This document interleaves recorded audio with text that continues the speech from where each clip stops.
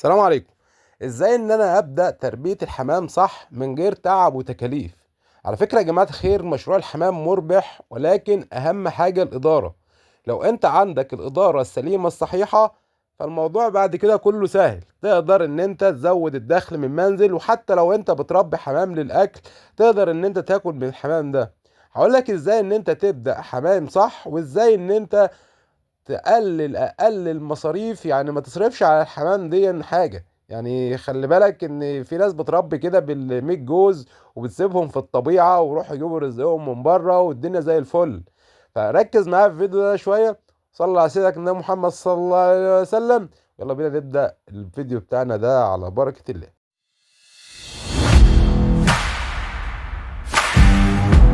طيب، اول حاجه يا جماعه، لو انا عايز ابدا تربيه حمام لازم أنا اختار سلاله كويسه ان انا اربيها. انواع الحمام كتير جدا، فما ينفعش اي نوع حمام اربيه. في حمام بيبقى عامل زي العصافير، عامل زي الحمام البر الصغير ده، مهما ان انا اكله واشربه فمش هينتج عندي. فهنا يفضل ان انت تختار نوع حمام كويس. يعني ايه اختار نوع حمام كويس؟ اجيب الحمام اللي حجمه كويس، وبلاش ان انا ابدا غلط. يعني بلاش ان انا اروح اشتري حمام من السوق. حمام السوق يا جماعة بيكون حمام مهلوك. الناس نزلته السوق وباعته في السوق عشان خلاص ما عادش فيه منه فايدة عندهم. فيفضل دايما ان انت تشتري من حد تعرفه، تشتري لك جزئين ثلاثة في البداية. ولو انت بتبدأ اوعى تشتري اي حمام تبدأ بيه. يعني ممكن تبدأ بالكريزلي، ممكن تبدأ بالزاجل، ممكن تبدأ بالبلدي اللي حجمه حلو. مش اي حمامة زي ما قلت لك بتتربى. في حمام بيلحم العش في العش، وفي حمام بيغلبك عشان يجيب عش او اتنين. طيب، هو الحمام ده في السنة أصلا ممكن يجيب لك كام عيش؟ الحمام في السنة ممكن يجيب لك، يعني ممكن الجزء الحمام البلدي يجيب لك 9 عشوش و10 عشوش لو حمام بيلحم العيش. لو حمامة ما بتنتجش وانتاجها ضعيف ممكن تجيب لك في السنة 6 7 عشوش. فهنا في فرق، وهو هو نفس الأكل، ولكن الحمامة نفسها منتجة أو غير منتجة. فهنا اختار السلالة الكويسة. هتقول لي برضه أعرفها منين؟ هقول لك لو أنت عندك 10 تجواز بتربيهم فيهم جوزين تلاتة بيلحموا العش في العش، رب منهم. يبقى هنا رقم واحد لازم اختار السلالة القوية او السلالة اللي بتلحم العش عشان ان انا اربيها. طيب، الحاجة التانية يا جماعة، الحمام بيتربى يعني مش عايز اقول لك في البلكونة، في المنور، في تحت بير السلم. اهم حاجة المكان بتاعي يكون نظيف. وحط تحت المكان بتاعي ده يكون نظيف يعني خط احمر. ليه يا جماعة؟ مكانك لو نظيف مش هتلاقي امراض. في ناس بتربي حمام وتعالج امراض بس. يعني في ناس اعرف مربين كتير كل شويه يشتكي الحمام عندي مريض، الحمام عندي ما بيشتغلش.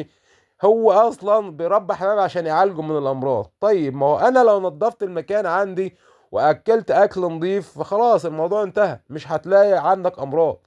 يبقى هنا نظافة المكان، لو هنضف المكان كل اسبوع مرة. الكلفة يا جماعة، الاكل اللي انا باكله مش هقول لك بقى روح هات لي كلفة 5 ستار، يعني تروح تجيب لي الكلفة اللي هي ب20 و25. لا، انت ممكن تاكل زيادات اكل من المنزل، بس بشرط ان الاكل ده يكون نظيف، ما يكونش اكل حامض. فالموضوع هنا سهل، ان انا اختار مكان، انضف المكان كويس، وان انا ادي اكل كويس للحمام. حاول انوع له في الكلفة. تمام كده؟ طيب، عايز بقى اقول لك اهم حاجه، مش عايز اقول لك الزتونه بتاعت الفيديو ده. بص يا جماعه الخير، اي حد بيربي حمام شعبي، يعني ايه الاول حمام شعبي؟ حمام شعبي يعني اي حمامه تحت ال 300 جنيه، وانت بتحبس الحمامه ديت، فصدقني انت غلطان. الحمام يا جماعه يعني هو اصلا سبحان الله الحمام ده طبيعته بيطير. يعني ربنا عطاله جناحين عشان يطير ويرفرف بيهم، وهو بيعمل توازن في الطبيعه. بياكل الحبوب اللي واقعة من الناس في الشوارع وفي الأراضي الزراعية. فهنا الحمام ده مخلوق ان هو عشان يطير وياخد فيتامينات من الشمس، وياخد تحديد من الطبيعة، وياخد حبوب من الناس. فهنا لو انت بتربي حمام شعبي مش حمام غالي خايف يروح ما يرجعلكش. في ناس في حمام يا جماعة فرد الحمام مش عايز اقول لك ب1000 جنيه وب2000 جنيه الفرد الواحد. ولكن انت بتربي جوز حمام شعبي، بحمام بلدي، حمام زاجل، حمام كريزلي، حمام ده كله اسمه حمام شعبي. فهنا انا بنصحك بلاش ان انت تحبس الحمام ده. لو ان انت حبست الحمام انتاج ضعيف رقم واحد. حمام باستمرار بتلاقيه صحته مش كويسة وبيمرض. بتلاقي ترويق في البيض، لان الحمام المحبوس بيضرب بعضه اثناء التخصيب، فهنا بتواجه مشاكل كتير. فانت ممكن تحل المشاكل ديت بان انت تسيب الحمام وان انت تطير الحمام عندك، فهنا هتلاقي في عائد قوي جدا من الحمام. طيب الحاجة يا جماعة اللي بعد كده، وحاجة برضو مهمة جدا، كل جوز حمام انا بربيه في المكان عندي ليه عينين او 3 عيون. كل جوز حمام من عينين ل3 عيون. العيون هنا تفرق عشان الحمام ما يضربش بعضه، ولو في ذكر بيكون مسيطر في المكان ما يدخلش العشوش ويكسر البيض. في حمام بيخش على العشوش وبتلاقيه عمال بيكسر البيض كتير والقصة دي كلها. طيب المساحة اللي بعد كده مزة المية. مزة المية دي الناس اللي هي بتستصعب ان هي تغير كل شوية مزة المية او تغيرها كل يوم مرة. انا بقول لك غيرها كل يوم مرة، ما يبقاش عندك المسقة بايتة باليوم والاتنين والحمام بيشرب منها، ولو فرد حمام مريض هيقعد اللي بعده. المية لما بتبقى كتير بتكون طحالب والحمام بيشرب منها ويمرض. وعايز اقول لك على حاجة، الحمام ده يعني مش عايز اقول لك اسد الطيور، بيستحمل مننا ياما.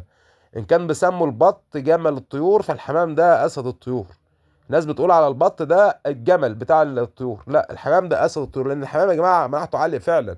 ولكن احنا اللي بنضعف مناعه الحمام ده بان احنا نديله اكل بايظ، وان احنا الحمام ده مكان عنده ما بيبقاش نظيف. في ناس بتقعد ما بتنضفش بالشهر والاتنين. طيب ما انت ما فيش نظافه، في حشرات وفي سوس ريش وفي الفاش وفي الحاجات دي كلها. هو انت لو ظهر عندك حشرات تعرف ان المكان عندك مش نظيف، تعرف ان انت صفر تربية، او تعرف ان انت مهمل في التربية، فنظف المكان عندك باستمرار. طيب لو انا بقى حابس الحمام والله غالب ومش عارف يعني خلاص انا هحبس الحمام ومش عارف اطيره، دخله الشمس. مهم جدا الشمس يا جماعة، بتقتل البكتيريا والجراثيم والطفيليات والامراض اللي في جسم الطيور بتقتلها. فدخل اشعه الشمس. هتقول لي برضو انا مربي ببدروم مفيش اشعه شمس، اقول لك اديله فيتامين د، ولكن انت عمرك ما هتعوضه برضو اشعه الشمس. الحمام مش مكلف. لو انت عندك 10 تجواز في السنه ممكن يبقوا 70 جوز. يعني مش لازم تبدا بتروح تشتري 50 60 جوز عشان تربي، لا، انت ممكن نروح تشتري 5 تجواز. في ال5 تجواز في السنه دوت ممكن يعملوا لك 30 40 جوز لو انت مربي شاطر وربنا رزقك فيه. وعلى فكره كل حاجه في الاول وفي الاخر رزق، عشان بس نكون متفقين مع بعض.